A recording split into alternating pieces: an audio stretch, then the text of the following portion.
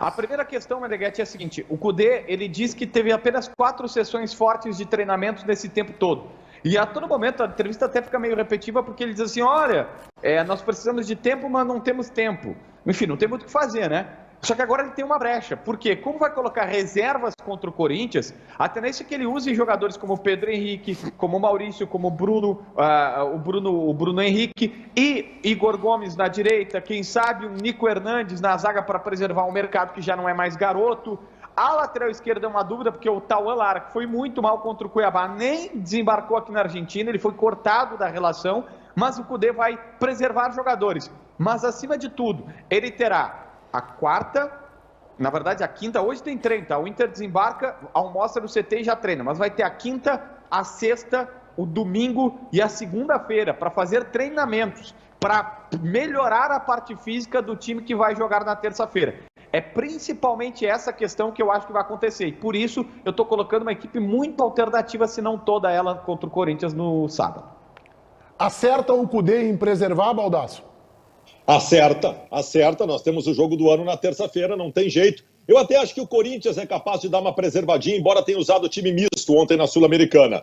O Inter tem que dar minutagem àqueles que precisam, como o Maurício, o Bruno Henrique e o Pedro Henrique, e tem que preservar o time. Cara, terça-feira é o ano que está em jogo, gente. Campeonato Brasileiro, o Internacional tem só que sair dessa condição medíocre que está, não vai conseguir coisa muito maior que isso, e se conseguir não vai ser o título, que é o que interessa, é a Libertadores, que tem a possibilidade de conseguir algo maior. Terça-feira é o jogo do ano, o jogo contra o Corinthians interessa menos, lamentavelmente.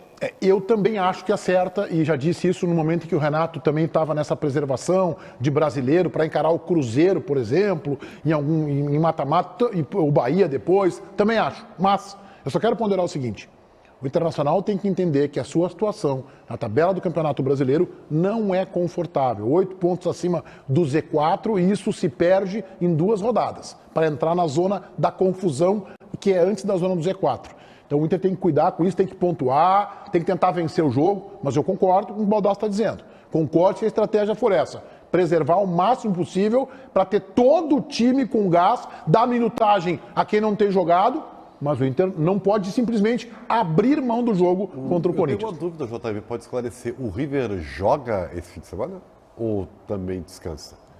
Porque eles tinham... O River Plate já foi campeão argentino. Não, é que eles tinham um confronto contra o Boca pela Supercopa, foi né? adiado. Foi adiado. Então eles vão estar descansados. Deixa eu fazer um relato que eu julgo interessante aqui, tá? A imprensa argentina toda quis saber do Demichelis por que o Solari não começou jogando.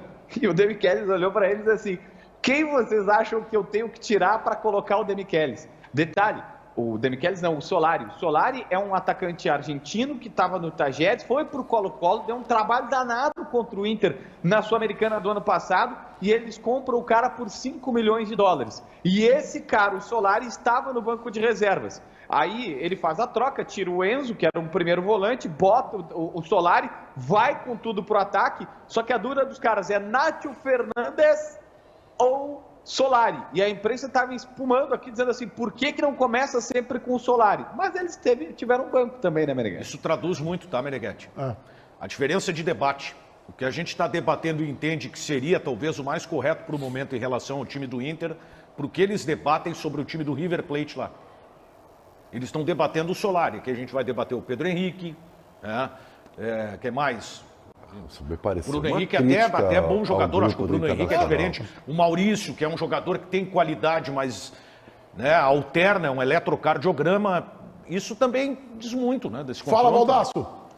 Mas assim, Daniel, me corrijam, por favor, se eu estiver enganado, mas eu andei vendo esses tempos que o orçamento anual do River Plate tem valores muito próximos ao orçamento anual do Internacional. Por que o time deles é tão melhor? Isso é competência, né? Mas tem um trabalho estruturado que vem de anos, né? Não é um trabalho de agora, é um trabalho estruturado que vem de anos. Por isso que eu acho que o River Plate apenas aumentou o seu favoritismo, porque é um time mais ambientado a esses jogos eliminatórios fora de casa. O River Plate, nos últimos anos, por exemplo, disputou 3 finais de Libertadores, ganhou 2.